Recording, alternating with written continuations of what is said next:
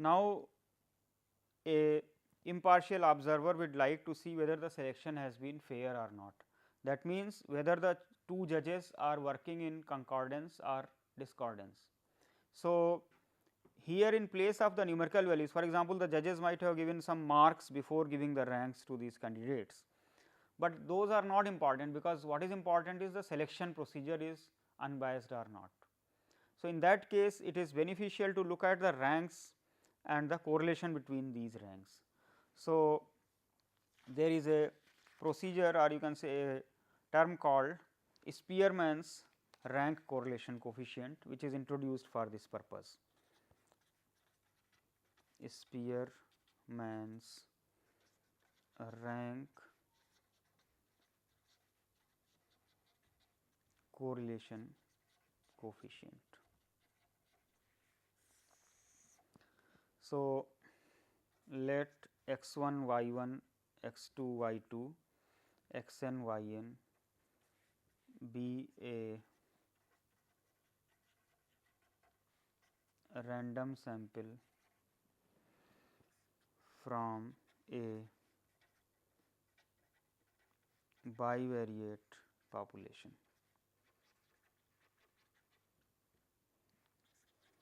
Let R I be equal to rank of x I and S I be say rank of y I. So, what is the meaning of rank? We arrange these x i's and y i's in an increasing order. So, the smallest value is given rank 1, the second smallest is given rank 2, like that. So, now the data may be discrete or continuous. If the data is continuous, then the probability of equality of two observations will be 0. So, in that case the rankings will be unique, that means all the ranks from 1 to n will be allotted. So, if continuous random variables are considered, for example, I considered heights, weights, incomes. So, these are all can be considered as continuous random variables. Then the ranks will be unique. So, R I, S I both will belong to the set 1 to n. If we want to calculate the correlation coefficient between ranks here,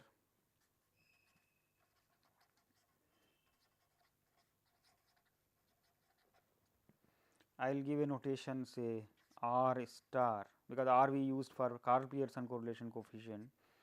So, this will be sigma R I minus R bar into S I minus S bar divided by sigma R I minus R bar square root sigma S I minus S bar square. So, basically what we are doing, in place of x I and y i's, we are using R i's and S i's. So, from the same set of data, in place of using the numerical values or numerical measurements corresponding to x and y random variables, now we are making use of their ranks. Now, if we are making use of the ranks and if we are making this assumption that continuous random variables are there, then these values of R and S are between 1 to n only, and all the values are considered here. That means, if I look at sigma R I, this will be the sum of the numbers 1 to up to n. Similarly, S i's, they will be 1 to n. Therefore, all these quantities can be actually evaluated. So, we can see here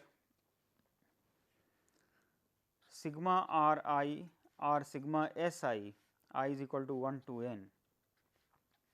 This is nothing but 1 plus 2 plus up to n, that is n into n plus 1 by 2. So, R bar and S bar, they will become n plus 1 by 2. Similarly, we can calculate sigma R I minus R bar whole square or sigma S I minus S bar whole square, because sigma R I square or sigma S I square, that will become n into n plus 1 into 2 n plus 1 by 6. that is the sum of squares of the first n integers. So, these values can be easily calculated, and it turns out that this is n into n square minus 1 by 12. So, if we substitute these values in this particular formula for r star, this turns out to be 12 into sigma r I s I divided by n into n square minus 1 minus 3 into n plus 1 by n minus 1. Now, so one thing is one can calculate sigma r I s I, that is product of the ranks, and substitute here, but there is a simplified procedure for this which I will be developing now. You define now say d I to be the differences in the, let me write capital D I, differences in the ranks r I minus s I. So, this of course, you can write as r I minus r bar minus s I minus s bar, because r bar and s bar are same. So, they will cancel out. So, if I look at sigma of d I square, this turns out to be sigma r I minus r bar square plus sigma s I minus s bar whole square minus twice sigma r I minus r bar into s I minus s bar. So, this turns out to be 1 by 6 n into n square minus 1 minus twice sigma r I minus r bar s I minus s bar. So, from here sigma r I s I can be substituted in terms of sigma d I square. So, if we substitute that here in this particular formula, we get r star is equal to 1 minus 6 sigma d I square divided by n into n square minus 1. So, this particular term is called Spearman's correlation coefficient. So, the only difference is that we are not using the numerical values corresponding to the random variables, but the ranks of those values in the set of data that is given there. So, as an example, let me calculate in this particular case. So, here these can be considered as r I, this can be considered as d I, s I. So, let us calculate here d I's, that is r I minus s I. So, this is 0, this is 1, 1 minus 2, 1, 1 minus 3 minus 1, 3 and 1.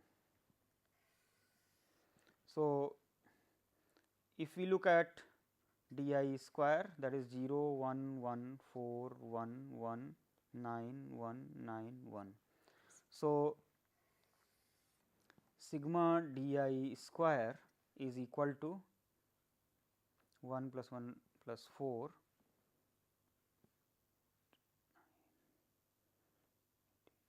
28. So, now if we substitute in this particular formula, that is 1 minus 6 sigma d I square divided by n into n square minus 1. So, the value of r star, that is equal to 1 minus 6 into 28 divided by 10 into 99, which can be simplified little bit, 1 minus, so that is equal to,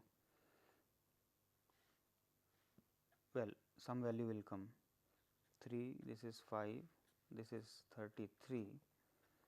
So, we get here 168 divided by 1 .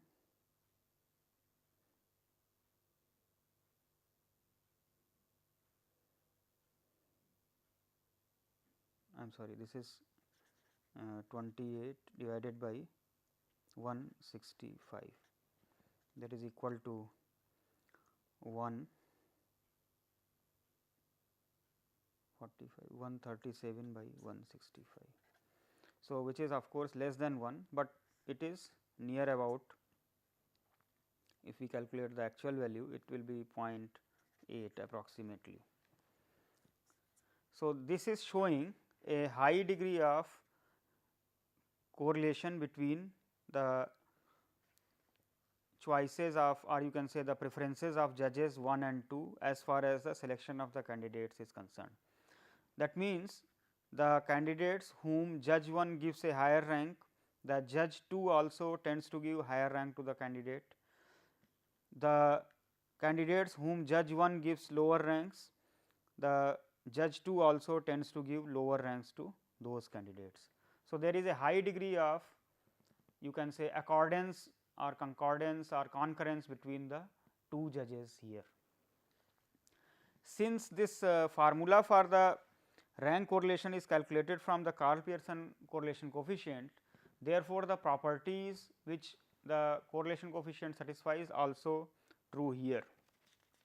That means, we will have in general -1 less than or equal to r star less than or equal to 1, and this will be then again considered as a measure of linear relationship, but this is relationship between the ranks. That means, for example, if we are considering r star is equal to 1, that means this is showing a perfect positive linear relationship between the ranks r and s. Similarly, -1 will denote perfect negative correlation linear relationship between the ranks r and s. So, all the observations related to the Karl Pearson correlation coefficient are valid here also. The only difference is that the correlations are calculated for the ranks rather than the raw values here. We will just consider one more example.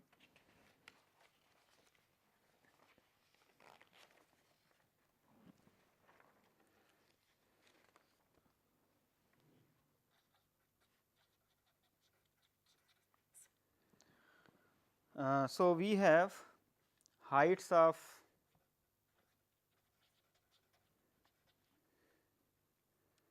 fathers and heights of,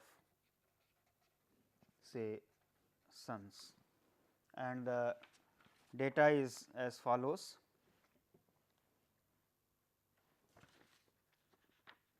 Sorry, this is not heights, this is weights. So, there are 12 pairs 65, 68, 63, 64, 67, 70, 64, 65, 68, 69, 62, 66, 70, 75, 66, 67, 61, 63, 72, 74, 69, 71, 71, 76. Now, rather than calculating the correlation between the raw values of the weights, we will consider their ranks. The reason is that we want to say that the heavier fathers have heavier sons and lighter fathers have lighter sons. So, if you want to say that, we just look at the ranks. So, if we look at the ranks Ri's and Si's here, it turns out 5. So, from lightest to the heaviest we arrange 5, then this is 6, this is 3, this is 2, 7, 8, 4, 3, 8, 7, 2, 4, 10, 11, 6, 5, 1, 1, that is the highest, the heaviest father has the heaviest son, 12, 10, 9, 9, 11, 12. We want to see the concordance or not. So, if we look at the r star, for that we need to calculate the differences. Di's are -1, 1, -1, 1, 1, -2, -1, 1, 0, 2, 0 and -1. So, here if we calculate sigma di square, that is equal to 16. So, 1 minus 6 into sigma di square by n into n square minus 1, that is equal to 1 minus 6 into 16 divided by 12 into 143. After simplification, this value is 0.944. So, you can see that there is a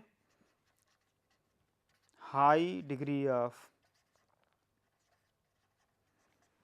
relationship, or you can say linear relationship in the ranks of the weights of the fathers and the sons. So, we can safely conclude that the heavier fathers have heavier sons. Yet another measure of correlation, where in place of the raw values we look at only their magnitudes, is Kendall's tau correlation coefficient.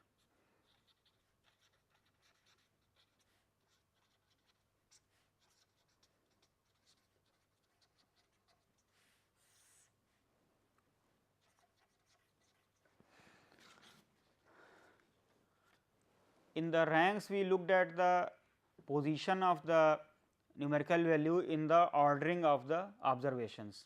Here in the Kendall's tau, we look at the side.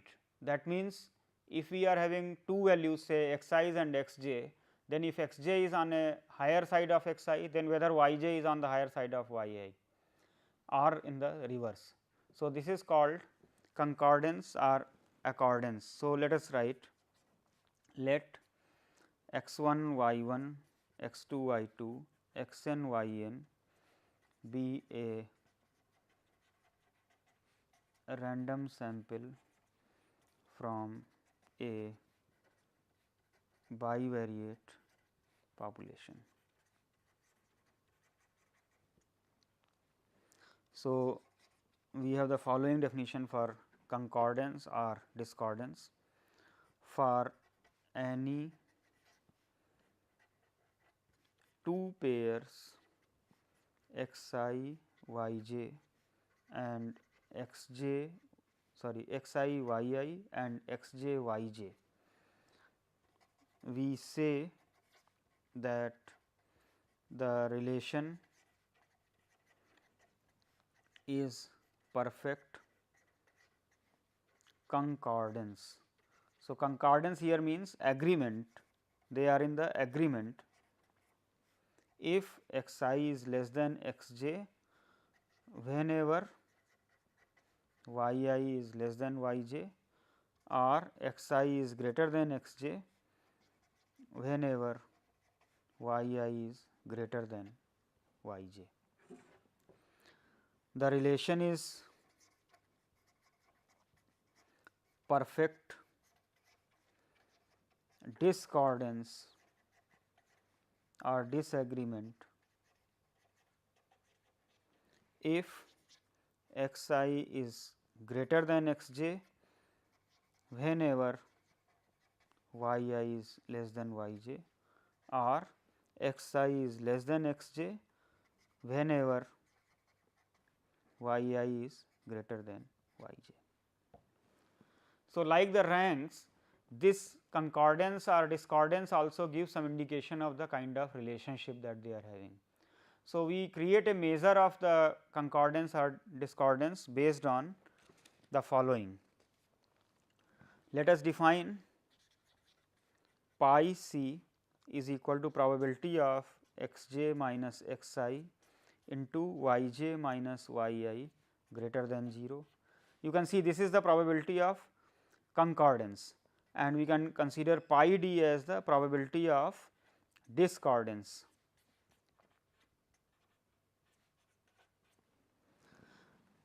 Of course, we may have to include equality at one place to exhaust all the possibilities. So, if the random variables are continuous, then you will have pi c plus pi d is equal to 1, because the probability of equal to 0 will be negligible or 0. So, we define tau that is equal to pi c minus pi d. This is called Kendall's tau correlation coefficient or measure of association.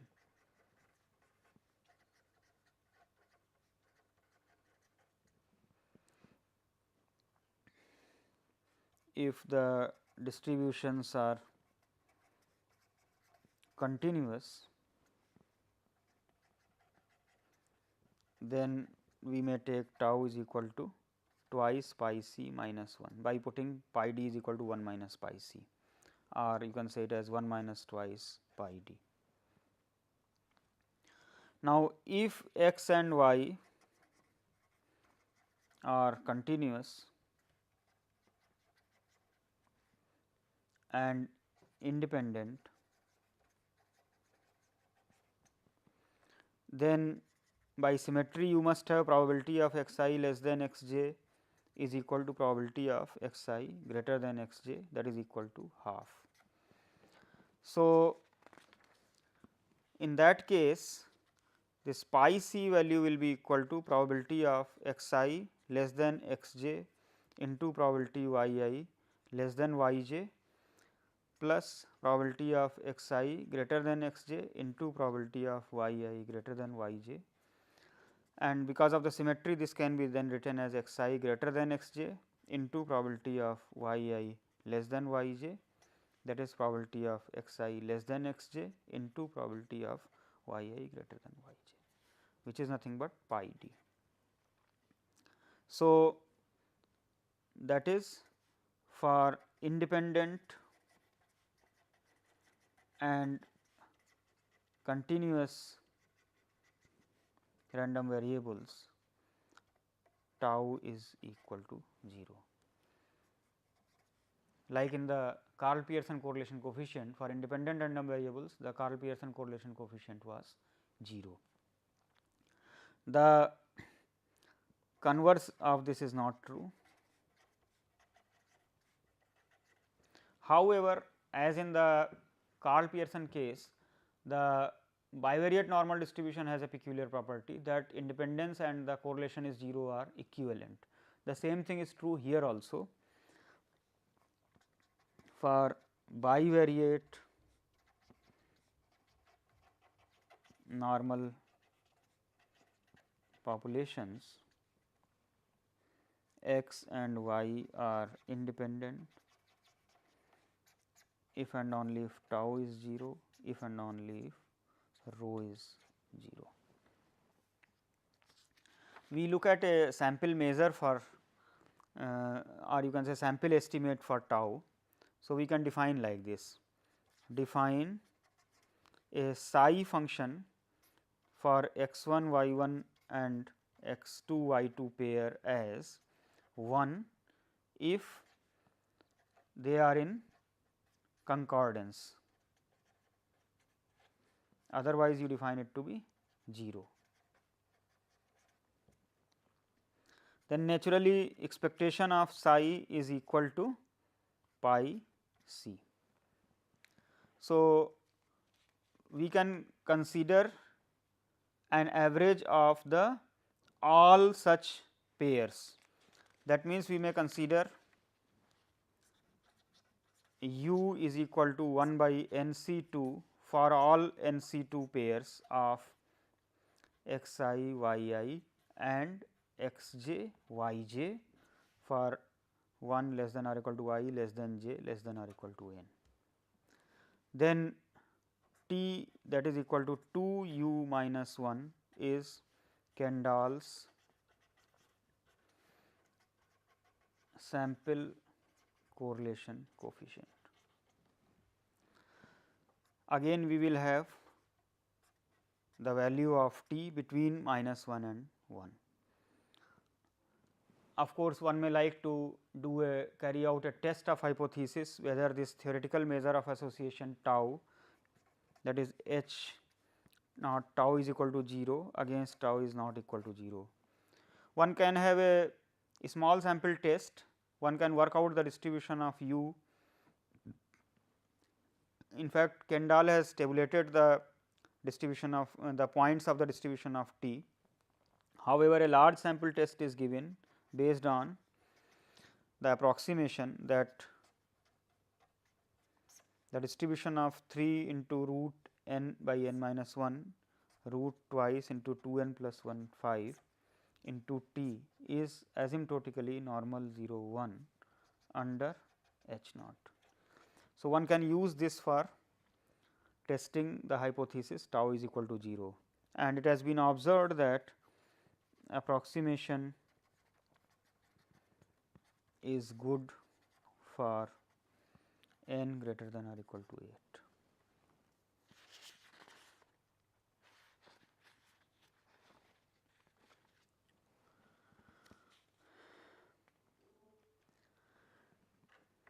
Let me give an overview of the topics that we have covered in this particular course till now. We started with the probability, the basic definition of the probability. We gave some basic methods such as the relative frequency definition, the classical definition.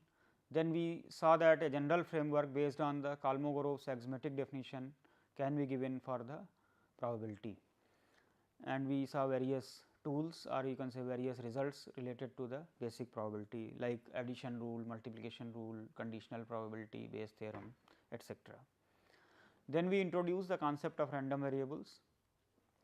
We saw the types of random variables, that we have discrete random variables, we have continuous random variables, we may have mixed random variables. Then we talked about the probability distributions of random variables.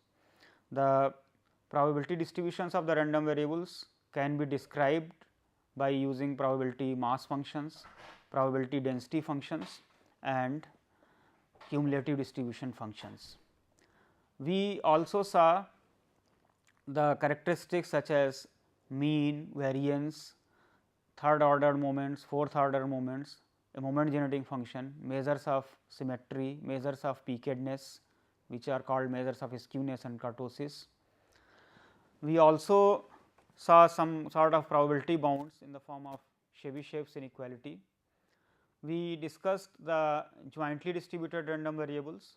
That means, in place of one, if we have two random variables or we have several random variables, we can talk about the conditional distributions and the marginal distributions, the joint correlation coefficient, the joint moment generating function, etc.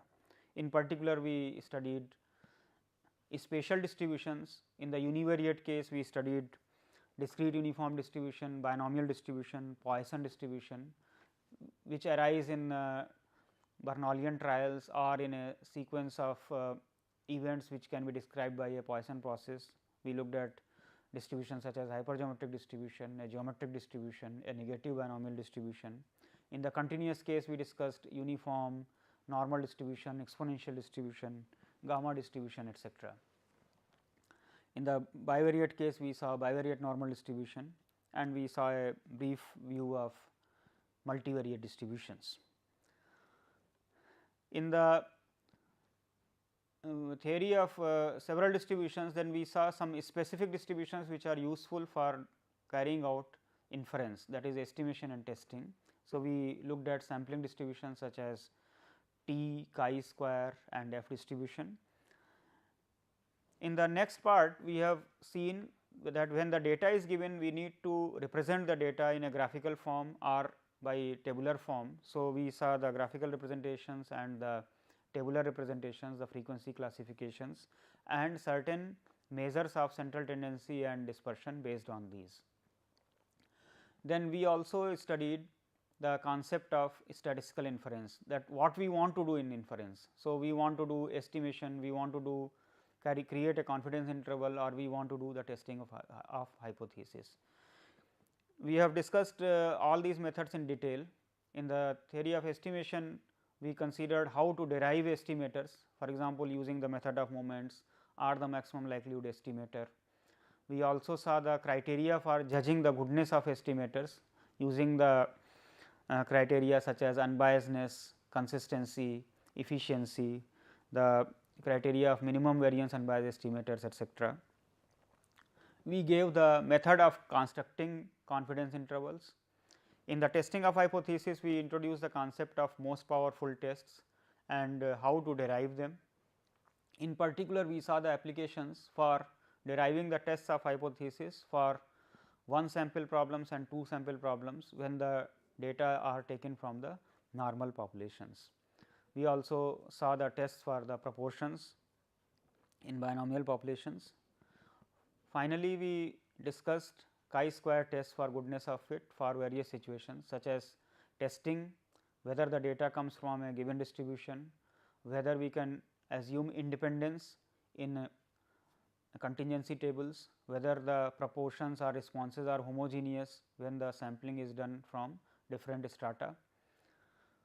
Then we also introduced two other measures of correlation or association called Spearman's rank correlation coefficient and Kendall's tau coefficient of association. So, we have covered all the elementary topics of probability, distribution theory, estimation and testing of hypothesis. A detailed theory about testing and estimation will be covered in the course Statistical Inference, where we tell in detail how to derive the tests, how to obtain the estimators, how to evaluate the performance of the estimators, how to find the shortest length fixed width confidence interval, or how to find highest coefficient and the fixed width confidence intervals, etc.